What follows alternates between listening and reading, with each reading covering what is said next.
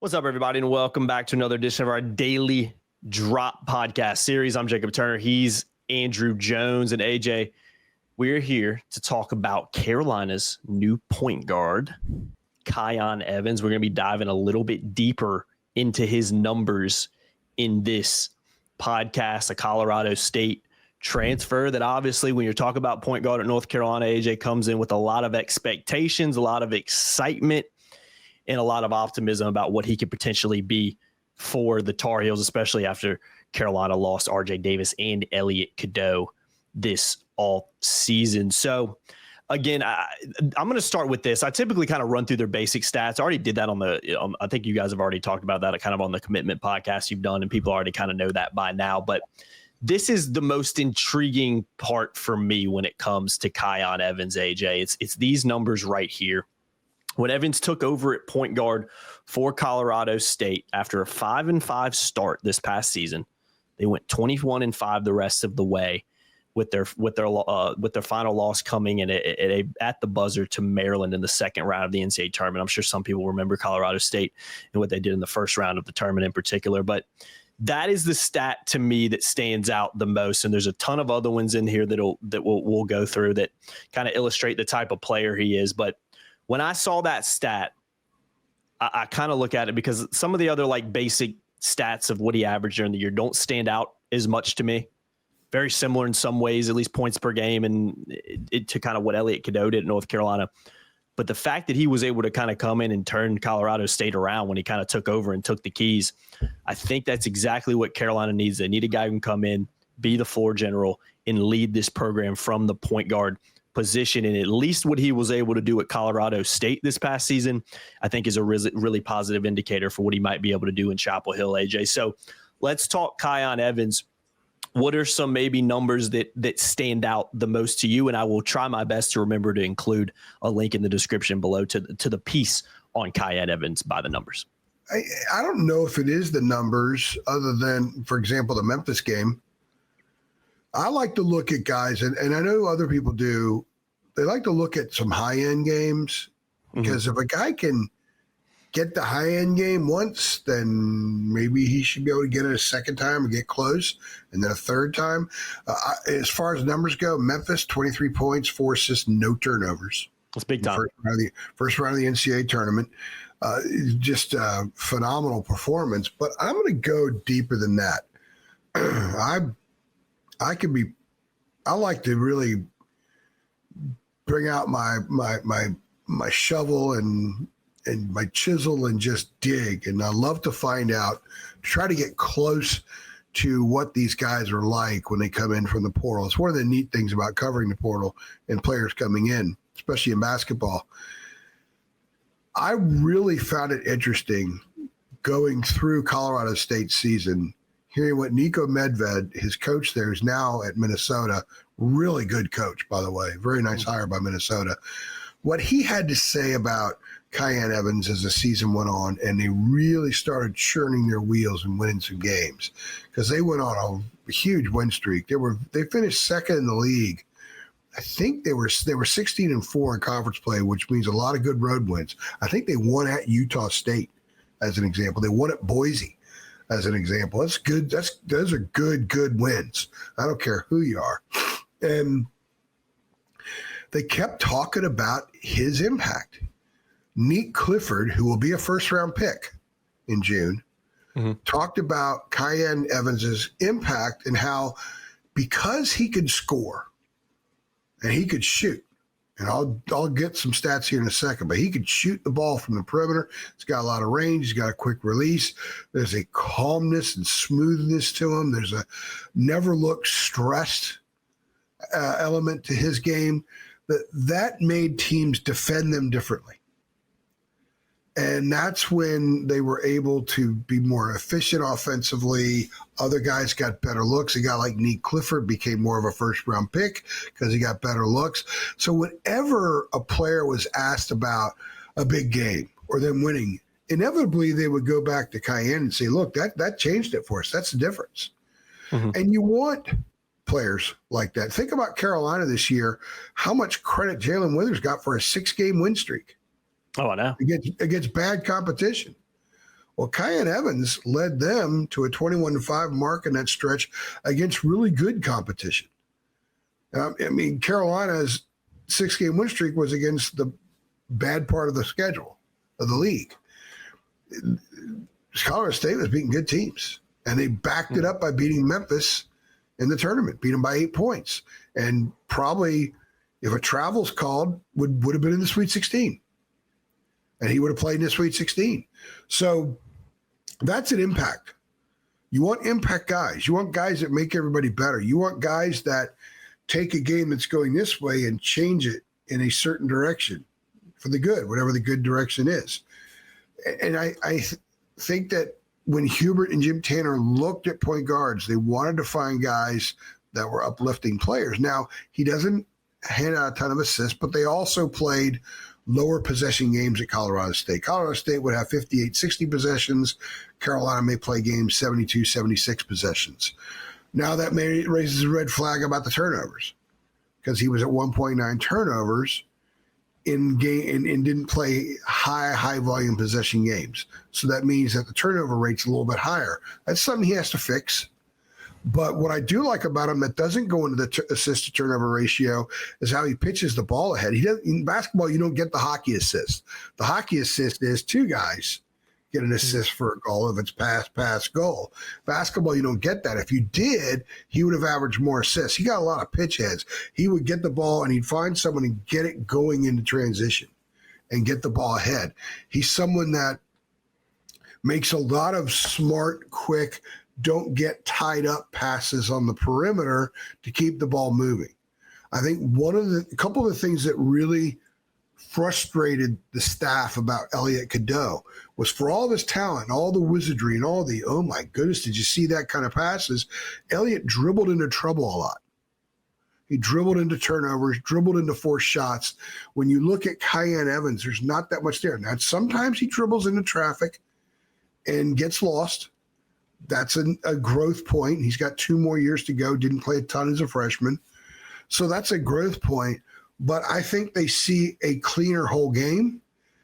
They see a longer guy who's 6'2", and I think he's got a 6'5" wingspan, and someone who could flat out shoot the basketball. Mm-hmm. I mean, I believe the last 7 weeks of college basketball season, he was among the top few perimeter shooters in the country during that stretch. That's a long sample size. And I've watched a lot of stuff. He looks good. I mean, he's a legitimate shooter. Mm-hmm. And he's a gym rat shooter too. Mm-hmm. Yeah, I think that's a very intriguing part about his stats is just, again, how well he shoots the ball, because a lot of Carolina fans know. I know Elliot Cadeau kind of played better in the postseason especially, but not a guy you kind of associate with as a prolific and a high efficient scoring guy. But I think, a guy like Kyan Evans kind of brings that a little bit more. Shot 47% from the floor overall and 44% from 3-point range. I mean, you come into Carolina and do that, man, you're going to be a fan favorite very, very quickly. Let me ask you this, and I'm not trying to be critical or negative, just trying to bring up a valid point here. Any concerns about bringing a guy like him in to essentially, foul indications, run the show at North Carolina from minute one? Yeah. Bringing a guy in that, ran the show at Colorado State, albeit very successfully for 26 games. I mean, that is a big step between Colorado State and North Carolina, Mountain West and the ACC. Mountain West is a good conference. I'm not trying to shit on or anything, but that is a step up, especially in the level of expectations and criticism and eyeballs that just comes with playing like at a program like North Carolina. So for me, that's a little bit of a concern and something that I'm going to be very intrigued about. And I think it's a valid concern, but I do think question mark more than a concern. There's a lot of, but at the same time, there are a lot of things to like about what he was able to do in particular in that 26 game stretch for Colorado State. Well, let me hit on the 3-point shooting real fast, and then I'll go to that because I agree with you on that, and I found out some pretty interesting stuff. Okay. And talking to someone who covered him at Colorado State, the one thing that if you talk about the difference between Elliott taking a 3 and Kyan Evans taking a 3. Is he's 2 inches, probably 1.5 inches, 2 inches taller. He's got a longer wingspan. So he's got a higher release point. He can hit from 23 feet, 24. Elliott wasn't a 23-foot 3-point shooter. So if Elliott's taking his 3 right near the line and he's just above 6 feet, maybe 6'1". I'm not sure he was 6'1". Stood next to him a lot, and he's like maybe this much taller than me. And then you got a guy 6'2" with a high release point. He's 3 feet behind him. Imagine the closeout. Well, who's going to get close? Who's going to be affected by the closeout more? Mm-hmm. Elliott, more than Evans. So he's shooting more open threes. He's shooting more less contested threes than Elliott. So he's going to have a higher percentage just with that alone. But he's also a better shooter and looks better. So that's the 3-point thing. As far as the concern, this is very interesting because if you go back and look at his freshman year, he played 8.1 minutes as a freshman. He admittedly, and I found an interview with him where he talked about it a little bit, was a little overwhelmed at first when he got to Colorado State. Now, Colorado State's a good program. If Colorado State was joining the ACC tomorrow, they would be competitive in the ACC in basketball. Okay? But they play in an 8,500, 8,600 seat arena, Moby Coliseum or something like that. Now, Evans was Mr. Basketball in Missouri in 2023. Remember, Caleb Love was Mr. Basketball in Missouri. There's a lot. St. Louis and Kansas City produced a lot of players. So he's really good. He was an under-the-radar recruit. When he got to Colorado State, they were surprised that he was a little overwhelmed with playing in front of 8,600 people because they usually fill it up there. So that was an adjustment. Recognizing, acknowledging, embracing, and adapting to being on that stage was an adjustment for him. So the guy that I talked to that covers Colorado State said, he's a really good player. And once he adapted, he just took off. He said, but how long will it take him to adapt to North Carolina? Because it's one thing to play basketball and play free and loose and confident when you wear Colorado State on your jersey, as opposed to wearing North Carolina. Carolina just went through that with Cade Tyson. Now, Belmont and the Missouri Valley is a nice league. I've talked about it before, but it ain't the Missouri Valley, and Belmont is not Colorado State. Colorado State fans care about basketball. They got a good following. They were in my hotel in Charlotte last year at the NCAA tournament, and they took over the hotel. There were 3 or 4 of the fan bases there. You would have thought you were in Fort Collins because it was all green and gold everywhere. So it took a while to adapt to that. So now he's going to step into this ocean. That was a lake. Belmont was a pond. Colorado State was a lake. Now North Carolina is the ocean. Mm-hmm. How does he handle it? Mm-hmm. How long does it take him to adapt? How long could Carolina afford for him to take a while to adapt? How do they handle that? If he's struggling, who's the guy? I think, to your concern, they're going to give the keys to a guy that there's still some unknown, and a guy that struggled with adapting in his previous place. So, one of the best ways to project the future is to look at history. Mm-hmm. So that, I think, is a valid question mark. I'm not going to call it a concern as much as I'm going to call it a question mark. Maybe the confidence level's so high there now, and he did what he did in the NCAA tournament. He's like, you know what? I'm past that now. I'm 2 years older. I'm a more mature guy. I know myself so much better. I know myself as a player, as a dude, so much better. That's not going to be an issue. But it was at Colorado State, so perhaps it will be at Carolina. And the question mark is, if it is, how long does it take him to adapt?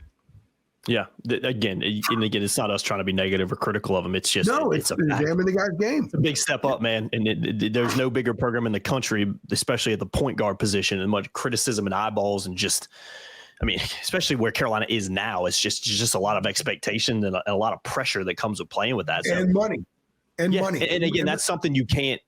Stats can show, like he takes over like year in Carolina, Colorado State takes that big jump. That's great. Stats can kind of show that, but stats can't quantify or predict what he's going to do when he's put in a completely different environment with completely higher expectations. And again, just more on his plate being the point guard at North Carolina. No disrespect to Colorado State. Fans get on point guards like they get on quarterbacks. We saw the criticism Elliott Cadeau got this year, AJ. He was everybody loved him freshman year, and he regressed a little bit, and people are all over him this year. Elliott made a lot of money. Fans feel a little bit more safe in criticizing, maybe. I think it's easier to. It's just like criticizing a professional athlete, because they are professional athletes. Yeah. I know this much. He said, I could throw this out there. He said that that Colorado State offered Kyan $750,000 stay. He didn't take it. So he's going to be making good. He said Minnesota offered $1 million because Nico Medved is coach with the Minnesota. He tried to get him to go there. I believe it. Carolina came calling, and that's good. And I don't know what the money is. I'm not going to speculate, but I just told you what I was told, what those numbers were. Mm-hmm. So I love the potential.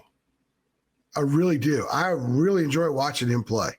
When I see there's a video that they run on Colorado State's YouTube channel. I can't remember what they call it. They do little features on each guy, and his is kind of cool. I could see him stepping in, and once he gets to know guys, he's kind of one of those dudes that ribs you some.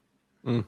You know, he'll find something that kind of gets under someone's skin and keep ribbing them about it in a fun way. Well, that's what you want. Yeah, that's what you want because that keeps the season light. That's why Armando is so valuable because he kept the season light. It's a long, grueling season. Yeah. So I kind of like that. That's also some leadership stuff there. You don't like Elliott didn't talk much. No, he just they wanted to bring in a vocal guy. Mm-hmm. He's vocal. He's not a screamer and yeller, but he's a hollerer, if you will. Mm-hmm. I don't know how often he's going to bang the chest and scream because Elliott did that sometimes. But if you watch him, he's in constant communication. Heads up. He plays his head up. I think I said this earlier, but it reminds me a little bit of like Kendall Marshall and Keith Gatlin from mannerisms. I'm not talking about as a player, an upright guy who sees everything and is in constant communication. Those little intangibles I really like about him. So if he can play at this level, which I think he can, but can he do it every night? And what kind of adapting curve is there for him? Those are two massive question marks that we won't know the answer to until sometime next November or December at the earliest. Yeah, absolutely right, AJ. Well said. And I'll end it with this and on a more of a positive, optimistic note. Evans ranked 99th percentile nationally in three-point per shooting, 91st percentile in free throw shooting. Really good free throw shooter, similar to kind of RJ Davis-like numbers from the free throw line. And his catch and shoot numbers were in the 96th percentile as well throughout the country. So again, a lot to like about Kyan Evans, some legitimate question marks and not going to say concerns, but things to watch out for going into next season with just the step up he's going to have to take in dealing with a completely new pressure and environment at North Carolina. But on the surface, when you dive into the numbers, you look at in particular what he was able to do with Colorado State over those last 26 games when he was kind of given the keys. There's a lot to like about what he could potentially be at North Carolina. So, yeah, man, I like the pickup, and I'm very intrigued to see not only what kind of player Carolina gets to start the year next year with him, but what he potentially develops into. Because, again, he's still young. There's still a lot of he's still, in the grand scheme of college basketball, AJ, relatively inexperienced. So, yeah, I think there's a lot of growth potential there as well, but he did a really nice job at Colorado State last year. And again, like you said, that's a good program that made some waves in the tournament. There wasn't a lot of wave making in the tournament this past year. It was a pretty uneventful tournament for lower seeded teams. So yeah. Again, what did they want? What was the mission going to the portal? They wanted more length. He gives them more length. They wanted a better defense. He gives them better defense. They wanted more perimeter shooting. He gives them perimeter shooting. And they wanted a little bit more toughness. He gives them some toughness. Yeah, I mean, the two guards. Those four main boxes. So we'll see how it translates. That's the big question. Yeah, the two guards they've picked up so far, and him and Powell, I mean, both really good, kind of 3-point perimeter shooters. Both have question marks, Jake. Yeah, for sure. 100%. But I like kind of where, if they were already in the program and did these things, people would be like, all right, let's run with these guys. Yeah. But they're not, the unknown, the mystery factor kind of, and everybody is, look, Carolina fans are jaded by Cade Tyson. Bottom line, they're jaded by Cade Tyson. So these guys have to battle that as well. Yeah, for sure. It's again, it's different. I always say it, and I really don't like to come off as like, because people think it is like criticism or being negative, but it's just like I always try to illustrate to people, and Carolina fans should understand this more than anybody.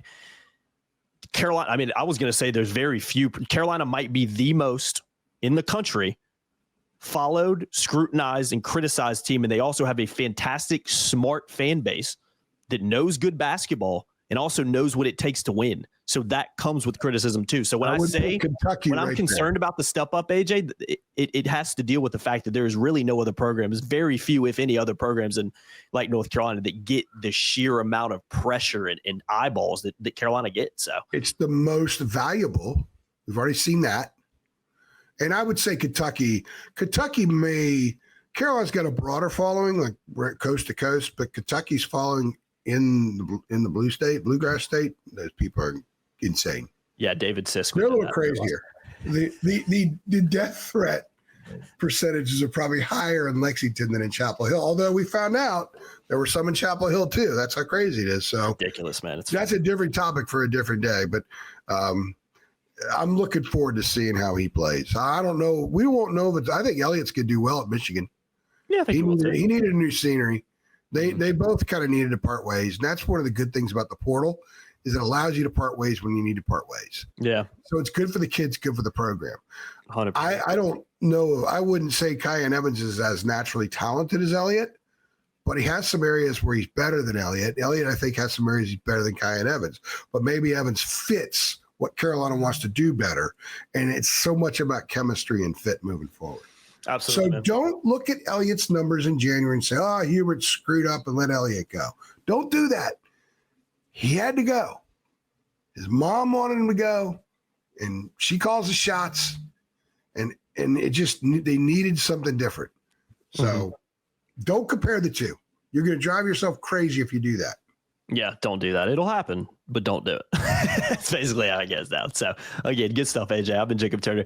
He's been Andrew Jones. Another edition of our By the Numbers Daily Drop podcast series. We'll have some more coming out as well, so make sure you guys stay tuned for those. We appreciate you watching. As always, subscribe below, hit notification bell, like us on Facebook and Twitter below. The links are in the description, and we'll see y'all next time. Thanks.